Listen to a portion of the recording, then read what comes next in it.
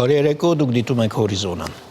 Փոխվարչապետ Տիգրան Խաչատրյանի գլխավորած պատվիրակությունը Ֆրանսիայում հանդիպում է ունեցել փոխվարչապետ զարգացման ֆրանսիական գործակալության գլխավոր տնօրեն Ռեմի Ռիուի հետ։ Զրուցակիցները կարևորել են ենթակառուցվածքների զարգացման ուղղությամբ ձևավորված արդյունավետ համագործակցությունը։ Այս համատեքստում անդրադարձ է կատարվել Վեդի ջրամբարի ռոռոկման համակարգի կառուցման աշխատանքների ընթացքին։ Ընդգծվել է ջրամբարի ընթացիկ տարում շահագործման հանձնելու կարևորությունը։ Զրուցակիցները մտքեր են փոխանակել նաև համագործակցության հնարավոր նոր ուղղությունների վերաբերյալ։ Պայմանավորվածություն է ձեռք բերվել առաջիկա ամիսներին սկսել Հայաստան զարգացման ֆրանսիական գործակալության ռազմավարական գործակցության 2026-27 թվականների գործողությունների ծրագրի մշակման նպատակով աշխատանքային հանդիպումները։ Հայաստանի գլխավոր դատախազի և պաշտպանության նախարարի գլխավորությամբ ամփոփվել են զինվորական դատախազության 2024 թվականի աշխատանքները։ Գլխավոր դատախազը ընդգծել է, որ մեծ ուշադրություն է դարձվում բանակում կարգապահությանը և իրենց նպատակը մեկն է՝ նվազեցնել ենթամշակութային դրսևորումները բանակում։ Պաշտպանության նախարար Սուրեն Պապիկյանն էլ կարևորել է արդյունավետ համագործակցության շարունակականությունը, որը միտված է ավելի կարգապահ կանոնադրային հարաբերությունների վրա հիմնված բանակ ունենալուն։ Շատ կարևորում ենք տարեսկզբյան այս մեր համատեղ վերլուծությունները նախ կատարած աշխատանքի և նոր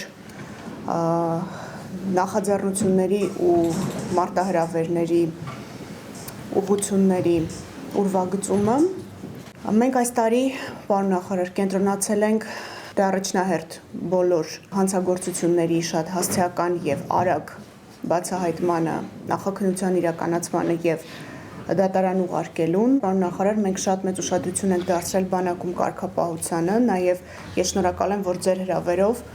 ես մի քանի վարպետաց դաս եմ, մեկն անցկացրել եմ, ևս մի քանիսը կանցկացնեմ մեր բարձրագույն ռազմաուսումնական հաստատությունում։ Մեր նպատակը մեկն է, որպեսզի ենթամշակութային դրսևորումներ նվազեն բանակում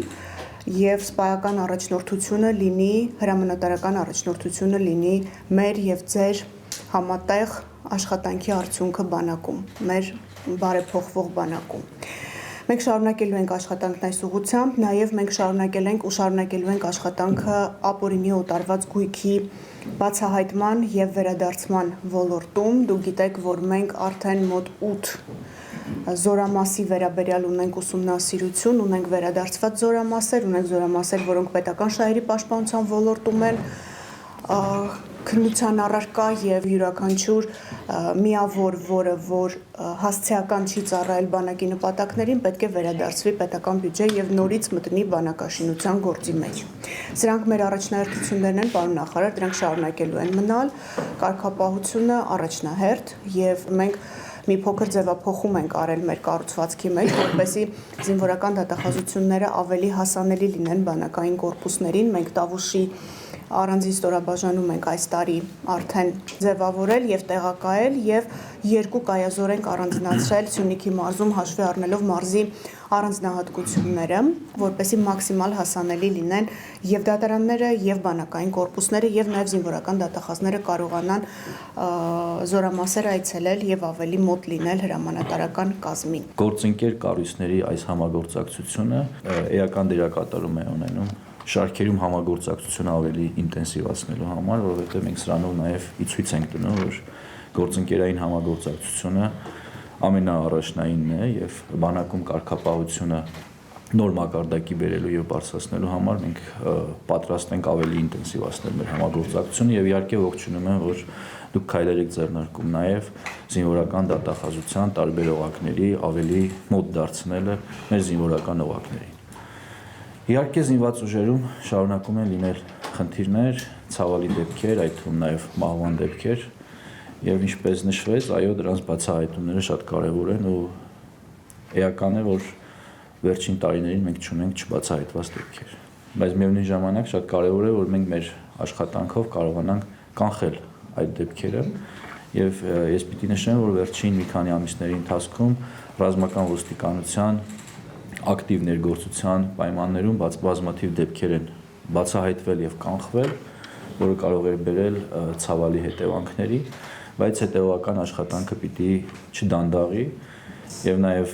մեծ դերակատարում ունեն հակահետախուզության գործընկերները, ովքեր մեզ համար երբեմն դեպքեր են բացահայտում, որ մեզ հասանելի չէ, եւ գործընկեր կառույցների այս համագործակցությունը շատ մեծ նշանակություն ունի, որպեսզի բանակը օր առաջ դառնա ավելի կարգապահ։ Պետնախագահ Էդուարդ Հակոբյանը շրջայց է կատարել Գյումրի եւ Վանաձորի մաքսային հսկողության գոտիներում, այցելել է Բագրատաշեն եւ Այրում անցակետեր։ Ներկայացվել են մաքսային անցակետերի ենթակառուցվածքները, ընթացակարգերը, գործարկված էլեկտրոնային համակարգերը։ Բեկ ղեկավարը եղել է նաեւ Գյումրի եւ Վանաձորի հարկվճարողների սպասարկման սրահներում, կարևորել է սպասարկման որակի բարձրացման ուղղությամբ տարվող աշխատանքները։ Իսկ Վրաստան կատարած այցի ընթացքում Պետ ղեկավարը հանդիպել է Վրաստանի ֆինանսների նախարարության քննչական ծառայության ղեկավար Սոսո Ռամիշվիլիի հետ։ Էդուարդ Հակոբյանը եւ Սոսո Ռամիշվիլին բարձր են գնահատել երկու երկրների միջև ֆինանսատնտեսական հանցագործությունների եւ ապրանքների անօրինական շրջանառության դեմ պայքարի շրջանակներում իրականացված աշխատանքը։ Կարևորվել է տեղեկատվության արագ փոխանակման նպատակով կողմերի միջև օպերատիվ հաղորդակցության ուղիների ստեղծումը, կրիպտոակտիվների վերահսկման, կիբերհանցագործությունների դեմ պայքարի ոլորտում մարտահրավերների վերհանման նպատակով կանոնավոր հանդիպումների կազմակերպումը։ Անդրադարձ է կատարվել նաև ֆինանսական ու առևտրային անօրինական գործարքների Հայաստանի եւ Վրաստանի տարածքներով բեռների անօրինական տեղափոխման կանխման նպատակով գործուն քայլեր ձեռնարկելու անհրաժեշտությանը։ Ռուբեն Վարդանյանը Բաքվի բանտից ուղերձ է հղել ընտանիքի միջոցով փոխանցած աուդիո ուղերձում Վարդանյանը անդրադարձել է արդար դատավարության իրավունքին։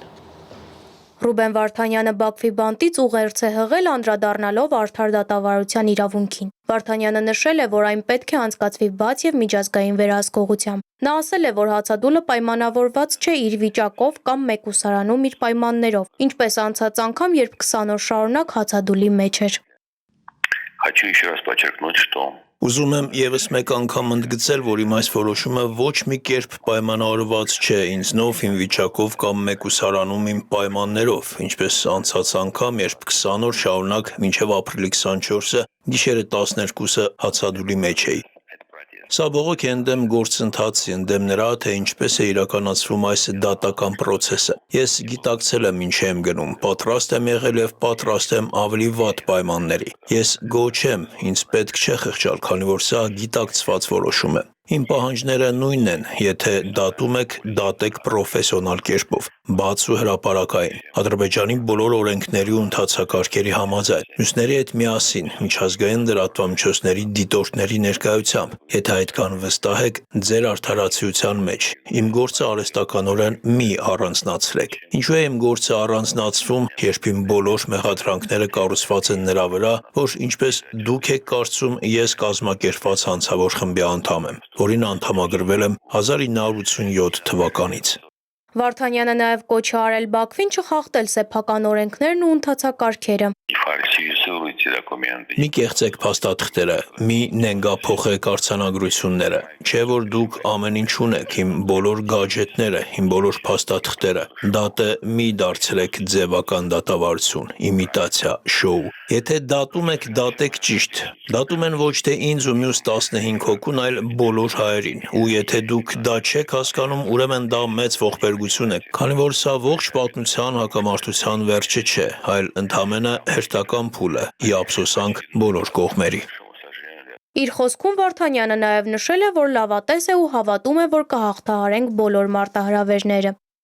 Ես լավատես եմ եւ հավատում եմ, որ չնայած այս ամենին հաղթահարելու ենք բոլոր մարտահրավերներն ու դժվարությունները եւ նորից ապրելու ենք մեր հայրենիքում, հարևանների հետ խաղաղությամբ, հարգելով միմյանց։ Հավատում եմ, որ կհաղթահարենք փոխադարձ թշնամանքն ու կուտակված ատելությունը, ինչպես դա ստացվել է որոշ ժողովուրդների մոտ։ Բայց եթե մենք ուզում ենք դա իսկապես անել, մեզ պետք է իրական երկարաժամկետ խաղաղություն, ոչ թե թղթի վրա ստորագրված, այլ կյանքի կոչված։ Արցախի նախկին պետնախարարը շնորհակալություն է հայտնել իրեն աջակցելու ու այնտեղ կատարվողի նկատմամբ անտարբեր չլինելու համար։ Լյոխ լավա լինելու ուղերձն այսպես է եզրափակել Վարդանյանը։ Շանթ հեռուստաընկերություն, Հորիզոն։ Եվրամիության արտաքին քաղաքականության եւ անվտանգության հարցերով բարձր ներկայացուցիչ Կայա Կալասին նամակ է եղել Եվրոպական խորհրդարանում Լյուքսեմբուրգը ներկայացնող падգամավոր Ֆերնանդ Կարթեյզերը։ Եվրախորհրդարանական իր նամակում ընդգծել է, որ Վարդանյանի դատավարությունը չի համապատասխանում միջազգային դատաիրավական չափանիշներին։ Եվրոպական միության արտաքին քաղաքականության եւ անվտանգության հարցերով բարձր ներկայացուցիչ Կայա Կալասի ուշադրությունը Բաքվում պահվող Ռուբեն Վարդանյանի եւ մյուս հայգերիների ներկայդրության վրա ուղղելու նպատակով նրան նամակով դիմել է Եվրոպական խորհրդարանում Լյուքսեմբուրգը ներկայացնող падգամավոր Ֆերնանդ Կարթեյզերը։ Դատավարության եւ կալանավորման հետ կապված խնդիրներից բացի Կարթեյզերը նշել է, որ Ռուբեն Վարդանյանի սկսած հացադուլը եւս մեծացրել է մտահոգությունները, քանի որ նրա առողջական վիճակը կտրուկ վատթարացել է, ինչը վտանգ է ներկայացնում նրա կյանքի համար։ Պարոն Վարդանյանի հետ միասին Ադրբեջանում պահվում են եւս 22 հայեր, որոնց իրավունքները խախտվում են։ Նրանց կալանքը հակասում է միջազգային իրավունքի նորմերին։ Հաշվի առնելով իրավիճակի լրջությունը, խորապես երախտապարտ կլինեմ, եթե դուք ցուցաբերեք ձեր աջակցությունը այս հարցում։ Վստահ եմ, որ Եվրամիության կողմից ձեռնարկված կոնկրետ քայլերը կարող են էականորեն օգնել այս կալանավորված անձանց։ Կա աճող մտահոգություն, որ նրանք կարող են օգտագործվել որպես պատանդներ։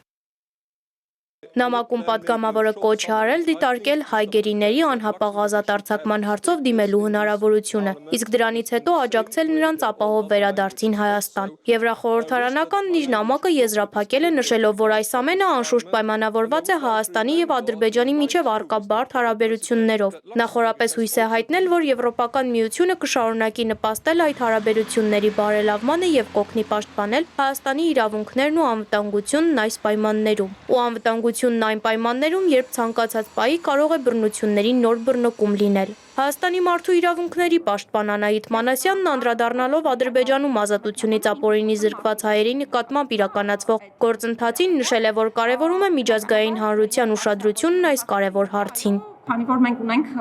խումբ, անձանց, որոնք ապօրինի կերպով ազատությունից զրկված են, նշված պետությունում ըստ էության գաղափարային է, որ միանշանակ բոլորի իրավունքների պաշտպանությունը պետք է առաջնահերթ լինի, իհարկե մտահոգությունները շատ են, սկսած խոշտանգումների կամ վատ վերաբերմունքի այլ ձևերի հնարավոր իրավիճակներով եւ այլն, եւ ես ինքս բազմիցս նշել եմ, որ անկախ նույնիսկ այս ամեն ինչից ըստ էության չի կարելի պատկերացնել անկախ եւ անկողմնակալ դատավարություն Ադրբեջանում էթնիկ հայերի նկատմամբ եւ այս առումով նաեւ ես ողջունում եմ ՄԱԿ-ի մարդու իրավունքների բարձրագույն հանձնակատարի հայտարարությունը հարցի հետ կապված։ Հիշեցնենք, որ ՄԱԿ-ի մարդու իրավունքների գերագույն հանձնակատար Վոլկեր Տյուրկը մարդու իրավունքների խորհրդի 50-րդ նիստում կոչ է արել անհապաղ ազատ արձակել Ադրբեջանում պահվող հայգերիներին։ Կոչին ի պատասխան Ադրբեջանի արտգործնախարարության մամուլի խոսնակ Այխան Հաջիզադեն նշել է, որ արդարության հասնելը պահանջում է պատասխանատվության ենթարկել բոլոր նրանց, ովքեր մեղադրվում են իր խոսքով պատերազմական հանցագործությունների, էթնիկ զտումների, ռազմական ագրեսիայի, խոշտանգումների եւ այլ ծանր հանցագործությունների համար։ Զվարթ Ղազարյան, Հորիզոն։ Միացյալ Նահանգներում Հայաստանի Հանրապետության դեսպանը հանդիպել է Կոնգրեսի հայկական հանձնախմբի փոխնախագահ Բրետ Շերմանի հետ, անդրադարձ եղել Հայաստան-ԱՄՆ երկկողմ հարաբերություններին, դրանց շարունակական զարգացմանը, նաև կրկնակի հարգմանը։ Կողմերը պայմանավորվել են այս ուղղությամբ համատեղ ջանքեր ակտիվացնել։ Հորիզոնի այս թողարկումը ավարտվեց, կվերադառնանք 1-2 րոպեից։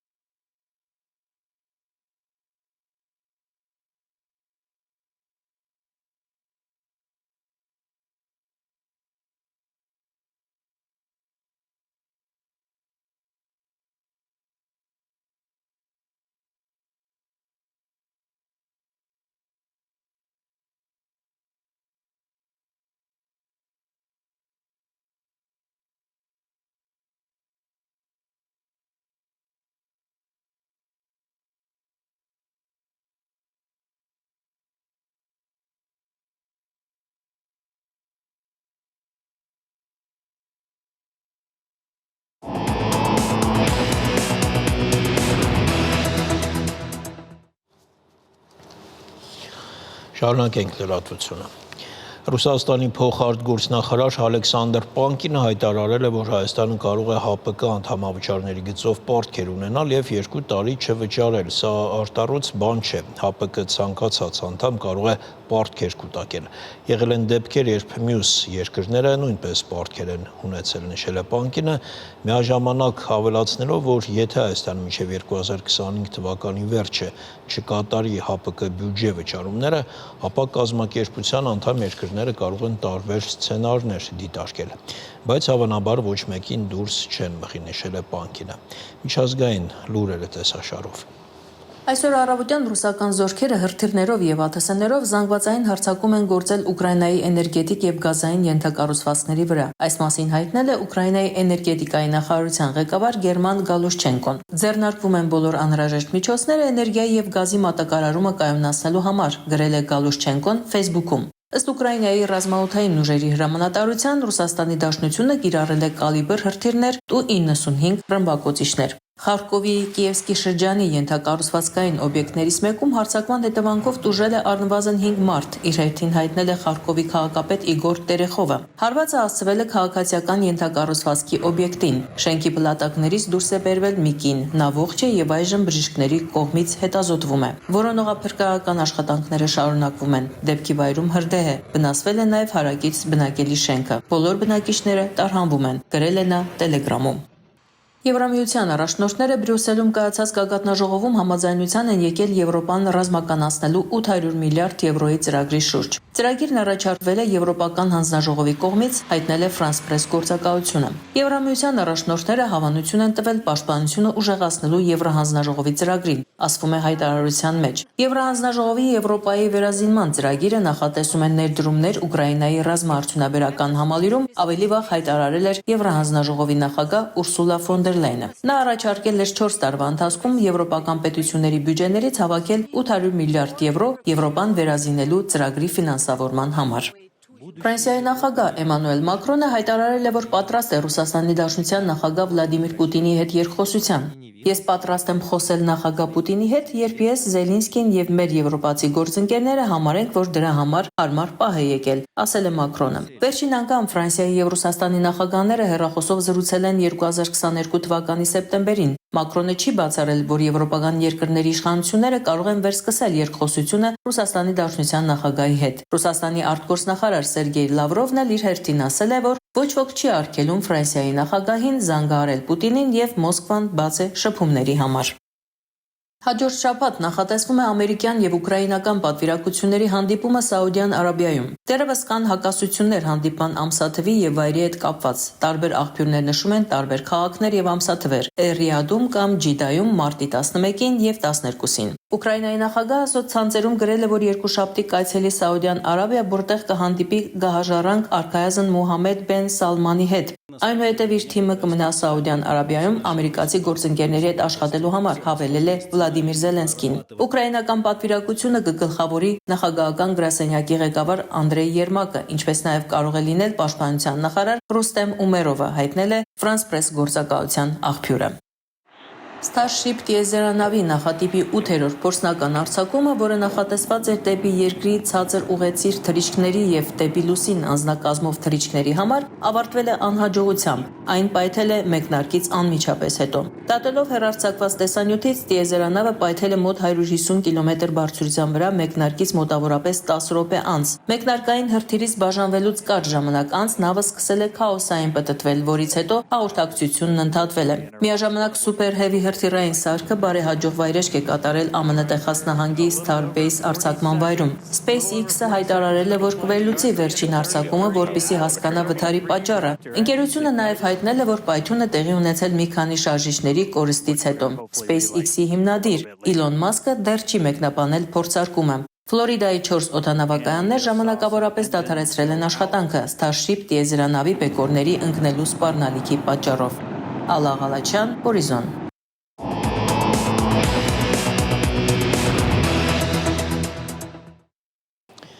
Շարունակում են զինված բախումները Սիրիայի հյուսիս-արևմուտքում, կառավարական ուժերը երկրորդ օրն փորձում են ճնշել այնտեղ բռնկված ապստամբության փորձը։ Շարունակենք թեման Արտյոմ Երկանյանի հետ, ինչ է կատարվում Սիրիայում, Արտյոմ։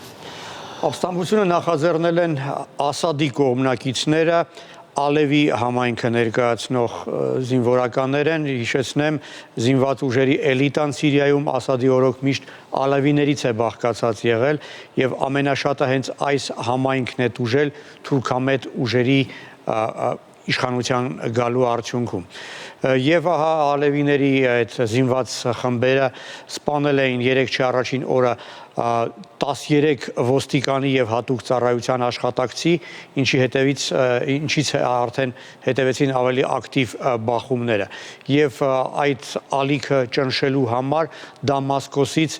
Լատակիայի եւ հարևան շրջաններ իշխանությունները ուղարկել են ավելի քան 15000 զինվորական։ Երեկ եւ այսօր լուրջ մարտեր են տեղի ունեցել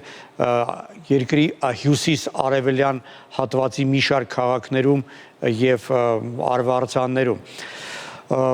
Եվ տեղեկություններ կան այն մասին, որ կառավարամետ ուժերը մտնելով քաղաքներ եւ բնակավայրեր սպանում են նաեւ խաղաղ բնակիչների, ովքեր աջակցում են Ասադին եւ ալևիների համայնքին են պատկանում։ Երկու կողմերից զոհվածների թիվը 100-ի է մոտենում։ Կառավարամետ ուժերը ոնց հասկանում եմ այսօր արդեն վերահսկողության տակ են առել Լատակիան, Տարտուսը եւ Ջեբլան, այդ 3 քաղաքները ապստամբության կենտրոնն են եղել, սակայն Ասադին հավատարիմ ալևիական ուժերը շարունակում են վերահսկել այդ քաղաքների արվարձանները եւ գյուղաբնակ շրջանները։ Մի մեծ խումբ Ասադի կողմնակիցների թուրքամետ կառավարական ուժերը կարողացել են մեկուսացնել, գերեվարել եւ նրանց թվում է նաեւ ապստամբության առաջնորդներից մեկը Գիաս Սուլեյմանը։ Թուրքական մամուլը գրում է, որ հնարավոր է այս ամենի այս ակտիվության ետևում լինի կանգնած Թեհրանը։ Եթե դա այդպես է, պետք է սա ամենը մեկնաբանենք որպես Թեհրանի կողմից առաջին հերթին Անկարային ուղղված ինչ-որ ազդակ, ինչ-որ զգուշացում, ակնհայտ է, որ Թեհրանը բազմաթիվ հարցեր ունի վերջերս Անկարային ուղղված եւ միգուցե այս հարցերի ձևակերպման մեթոդեր այս ակտիվացմանը Թեհրանի կողմից աջակցելը։ Արդյոք հայտնի է, որ թվարկածը շրջաններում հայերել կան, նրանց վիճակը ինչպիսին է։ Այո, Լատակիայում հայերը քիչ չեն, իսկ այդ քաղաքը այդ զինված բախումների կենտրոններից մեկն է, 3 քաղաքի կենտրոնում էին անգամ զինված բախումներ տեղի ունենում։ Մինչ վերջերս Լատակյան հայերի համար Սիրիայի ամենահանգիստ տեղն էր եւ երբ Հալեպում բախումներ էին, հայերը Հալեպից հենց Լատակիա էին տեղափոխվում։ Այժմ հակառակ իրավիճակ է, Լատակիայից շատերը մեր հայրենակիցներից ցանկանում են տեղափոխվել այլ շրջաններ, բայց դա շատ վտանգավոր է, քանի որ ճանապարհները եւս փաստորեն ոնց հասկանում եմ փակ են։ Համայնքային կառույցները դիմել են Լատակիայում ապրող հայերին, կոչ անելով իրենց դուրս չգալ տներից եւ սնունդով պաշարները ապահովել։ Եկեղեցին եւ դպրոցը արդեն 3 օր է ինչ չեն գործում։ Համայնքային կառույցները ստեղծել են աջակցության շտաբ, որում կան բժիշկներ եւ կամավորներ, անհրաժեշտության դեպքում մեր հայրենակիցները կապ են պահպանում, կապ են հաստատում այդ շտաբի մեր հայրենակիցների հետ։ Կառավարամետ ուժերն են վերահսկում քաղաքը, բայց Լատակիայի հայերը շատ լավ գիտեն, որ իրականում դա հենց այն թուրքամետ զինյալ խմբավորումների ներկայացուցիչներն էին, ովքեր 14 թվականի մարտին գրավել էին Քեսաբը եւ այնտեղ հայերի ջարդ էին իրականացրել։ Ջեփհատ Ասնուստրա խմբավորումը Քեսաբում 7 հայեր սպանել, մի քանի տասնյակ հայերին պատկանող տներ եւ խանութներ էր ոչնչացրել, եկեղեցիներ վնասել, համայնքային կենտրոններ հրկիզել։ Այսինքն հայերը հիշում են այդ մարդկանց, այդ կազմակերպությանը եւ ոչ մի լավ բան այդ մարդկանցից իհարկե չեն սպասում։ Այսօր ցերեկը տեղեկություն եկավ առայժմ չստուգված այն մասին, որ Թուրքիայի սահմանը հատել են մի քանի 100 ռազմական զինվորական մեքենա եւ Թուրքիան զորք է մտցնում նաեւ Հալեպի եւ Իդլիբի նահանգ։ Եթե այս տեղեկությունը հաստատվի, կարծում եմ հայերի մոտ դա նույնպես հազիվ թե լավատեսություն առաջացնի։ Արդյոք իսկ Սիրիայի մյուս շրջաններում համեմատաբար կայուն է։ Տարբեր շրջաններում տարբեր սպես ակտիվություն է, բռնկումներ են տեղի ունենում, հյուսիսում նույնպես ուր քրդեր են ապրում, իդեպ ալևիները դիմել են քրդերին եւ դրուզերին աջակցություն ակնկալելով, այդ թվում նաեւ զինված աջակցություն, բայց իհարկե ամեն համայնք իր մասին է մտածում այն բանից հետո, երբ քրդական ջոկատներից մի քանիսը հրաժարվեցին կատարել Աբդուլլա Օջալանի կոչը եւ զենքը վայր չդրեցին, թուրքական ուժերը սկսեցին նոր արշավ քրդերի դեմ։ Արդեն մի քանի օր է, ինչ թուրքական ռազմաօդային ուժերի ինքնաթիռները հարված են հասցնում քրդերի հանգրվանների ուղղությամբ։ Վերջին շաբաթների ընթացքում 26 քուրդ է սպանվել թուրք զինվորականների կողմից։ Իր հերթին Իսրայելն է շարունակում հարված հասցնել արդեն երկրի հարավ արևմտյան շրջանում։ Իսրայելի պաշտպանության նախարարը ասել է, որ եթե դրուզների համայնքը աջակցության կարիք ունենա, Իսրայելը այդ կարիքը իրենց կցուցաբերի։ Այսինքն արդեն մի քանի օր է, ինչ Սիրիայի տարբեր շրջաններում է բավական լուրջ լարվածություն, ինչը վկայում է այն մասին, որ թուրքական սցենարը կարծես թե չի գործում։ Շնորհակալություն Արծիմ։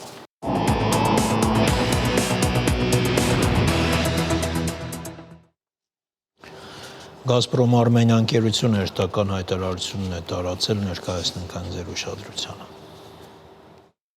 Գազպրոմ Արմենիա փակbaşնի տիրական ընկերությունը տեղեկացնում է, որ 2025 թվականի փետրվար ամսին բաժանորդներին մատակարարված վերահաշվարկված բնական գազև գազասպառման համակարգի տեխնիկական սպասարկման մատուցված ծառայության վերաբերյալ սահմանված տեղեկատվությունը 2025 թվականի մարտի 10-ից տեղադրված է լինելու Հայաստանի Հանրապետությունում գործող բանկերի վճարահաշվարկային կազմակերպությունների փոստային բաժանմունքների սպասարկման կետերում։ Բաժանորդները մատակարարված վերահաշվարկված բնական գազև գազասպառման համակարգի տեխնիկական սպասարկման մատուցված ծառայության արժեքը պարտավոր են վճարել վերընշված տեղեկատվության բանկերի վճարահաշվարկային կազմակերպությունների փոստային բաժանմունքների սպասարկման կետերում տեղադրելուց հետո 7 օրվա ընթացքում։ Առայժմ այսքանը, կհանդիպենք ժամը 22-ին։